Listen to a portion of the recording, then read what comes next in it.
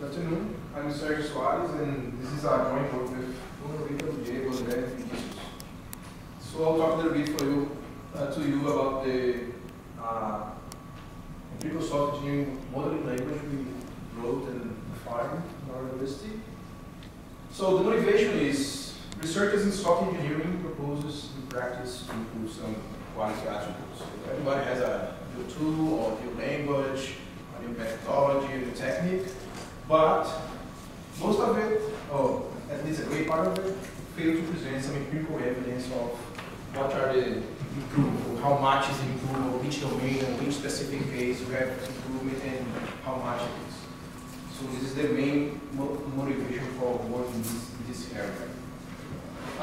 So regarding empirical software engineering, we have, of course, several types of empirical studies, like surveys, case studies, secondary studies, like systematic literature reviews, or mapping studies, actual research, and so on. And we are focusing here only on controlled experiments.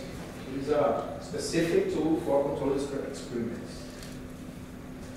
So some data for you to kind of get some flavor of the motivation. Just 1.9% according to Dhiego, some study, some systematic literature review email.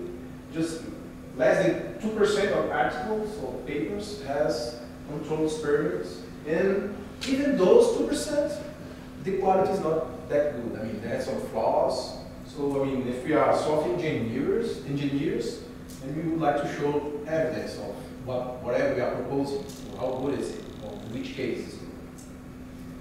So, one of the problems we have when conducting or thinking about empirical studies is the difficulty to plan such studies and to take care of it or run those studies. So, for instance, we need kind of different range of skills to conduct such experiments, which might be one of the barriers for adopting such kind of studies.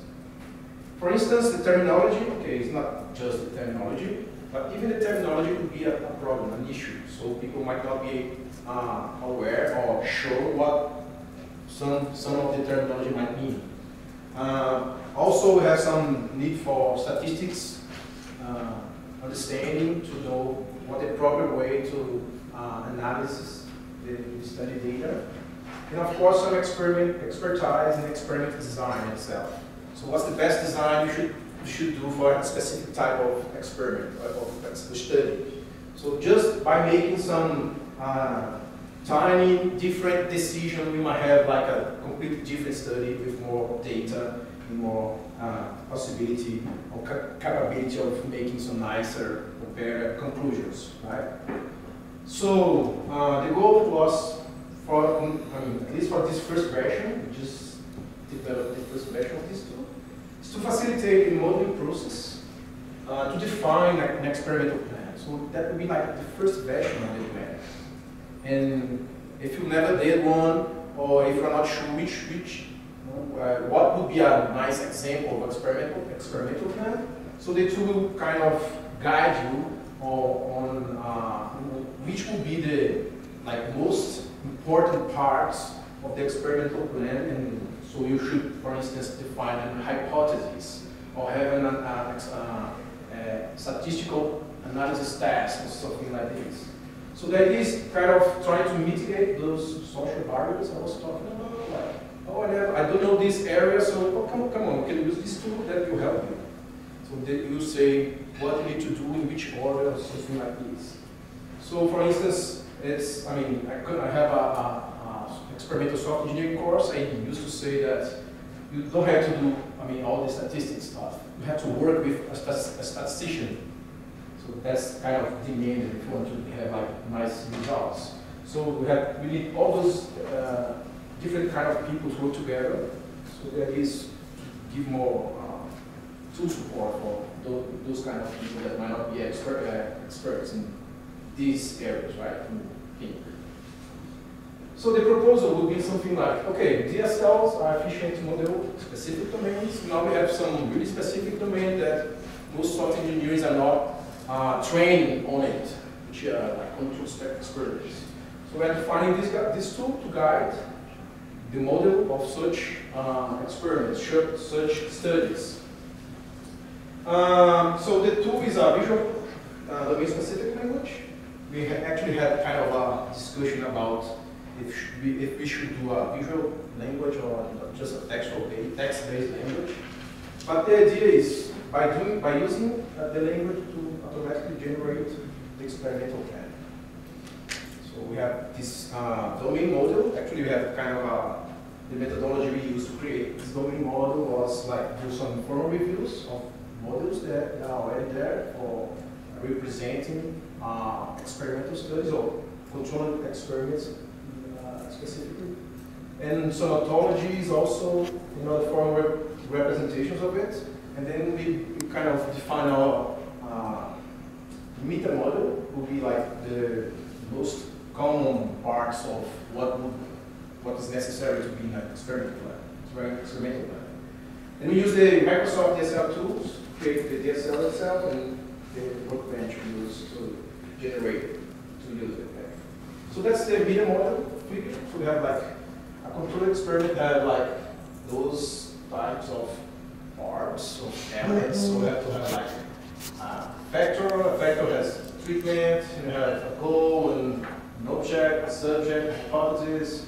So that would be like the minimum part of an control experiment. Okay, so just to give you an idea of what is the workbench, we have like the palette of elements like hypothesis, factor. You have to just drag and drop, and that will be your experimental plan. So like this was one of the things we were discussing about using a visual or another language. So it might be a little bit hard to kind of understand that, and if we really need a visual language for that, okay, we have this appealing for like visual stuff, people to work with it, might be more appealing, so it can kind of can convince more people to use it. I don't know. Maybe that's a good point for discussion later. I'm not sure. So the idea is to just select like a hypothesis or whatever you want and create your experimental plan. So from this, so for instance, we have in this example here we have like a parameter, which is some variable you are controlling in your experiment. Like I want to control the number, the expertise of the programmers. So that would be a parameter. Just use like very experienced programmers, or the programming language I'm using. I'm not varying it. I will use the same programming language, so that would be a parameter. And so on. Like hypothesis here, the treatments I'm using, like two different tools. That would be an example of treatment. So I will kind of measure what's the impact of using those two different tools. And a tool will be effective. So let's just give you an idea of what would be a model. And so that you just generate a document saying like what stating all those previous elements we defined in the diagram. So for instance, have like questions that were defined in that figure, or the threats to validity, so that icon represents a threat to validity, which is something some researchers might forget to deal with in an experimental plan. So whenever you plan any study, there will be always several threats to validity, different types of threats to validity, for instance. Like what did you do to make sure you don't have like external effects to your study other than you planning to have. So I have a 2 minutes demo. I hope it works. Let's see. So this is the workbench. So it's really fast. You just adding a parameter, as I told you, and the data is just here to make it fast. You just define it and put in the name of the parameter and the value, what would be like a description for it. And we do the same thing in hypothesis, actually adding a hypothesis in the model. So that would be the fourth hypothesis. I already have 3 there. And expression of it, like that will correlate like variables. We already had defined like time or number of classes or whatever. And then we have generating out, compiling and generating the output, which is that document. So I'm just opening the document now and showing which parts of the document were generated by the steps we just saw. So we kind of generate the hypothesis and each one. And the expression we used. So just to give you an idea of what it's about. It's kind of a simple tool, of course, but as I was saying, it's the main idea is to like decrease the gap between like software engineering that doesn't have an idea of what is an experimental plan, and maybe guide you to what steps you have to do at least. I mean, the minimum steps to create one of it. Okay, so the language is kind of just a part, it's just the first step of a major initiative. We are looking for all different kinds of stuff to, supporting researchers, supporting software engineers to develop empirical studies in general. So this is kind of just one project that those students are doing like that's not their research. So they just have this idea doing two different courses they have, one from André, which is a specific domain language course, and one from me, which is the empirical software engineering. So let's try to join those efforts and doing something. So we have that idea. And at the moment we are just generating which will be the first version of the plan. It's really simple. You have to think about other things too, of course. But as I was saying, it's just kind of a guide. So it's just a first step on a whole set of different stuff to give real support for our developers. So that's just the first, would be the first step. Not even the first one. Actually, you should have like a process, different tasks to support the researchers. So as a feature work, we can also generate artifacts to, for instance, collect data or even doing or supporting the execution of some type of experiment, doing also some systematic review to better define that meta model. And also, as we are from the software engineering field, we need to validate, or not to validate, to evaluate these. So we are already paying some evaluation on this too. That's it, yeah, just some time. Thank you. Questions? I wonder what drove your decision to use a practical implementation, because this is obviously useless, right?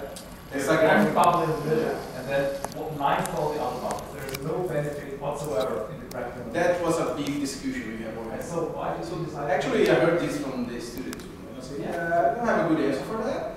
I'm saying what I said to him. Right? So there was no demanding that we should use a graphical notation. Okay? Not at all. And one of the students said, no, it's graphical, it's better because it's graphical, I can see it, what's happening. You can't, that's the point. Yeah, understand, yeah. It's a big discussion, I think. I'm not sure if that would be the final tool. But as an exercise or the first kind of contribution you're trying to make, I think it's okay. Kind of proving a concept, at least, like how to guide people that are unaware of. Well, you don't guide people at this point. You could have done the same thing with the Word document template, which is all edited. Yeah, of course. So, but at least we are, the idea is actually like if you put like two different hypotheses, you should have some kind of link with variables. And like if you are using, depending on how many hypotheses you have, or maybe you should define types of variables that will guide or suggest the better statistic tests or better design if you have like a square Latin or something like this. You're just kind of trying to prove something. Not proving, like validating or understanding some concepts of how to use in specific languages to help us. Or questions or comments? If I could put Christian on the spot, it might be useful for you to talk with him about the language that he used to specify his requirements once they were designed, right? Because it seems like there's now this explicit tie between requirements and the links that this value changes and other values. Yes. So if not adopting that language, at least in C, some of these actually are hierarchical requirements. I want to specify a behavior here that somewhat extends the behavior, but I want to go with a certain parameters. Right? It seems like this might make a little more sense, even if it still produces a document in the end, it allows the document to be more cohesive. Sure. And I mean, we have also like defining constraints between those different pieces of the document. Sure. But I wonder if, for example, hierarchy is better than the dissociations to describe some of these things, the visual performance. Right? So I think these things are all still up for debate. These things like encapsulation works for a reason, right? That we specify this behavior that perhaps all the container objects get as well. So that may make things a little bit easier to understand, while at the same time at the high level it's a little bit easier to see. You don't have all the lines sort of out in the middle. I see. Yeah, good point. You think, I mean, you're just starting to think about it. Exactly. Thank you. All right, thanks very much.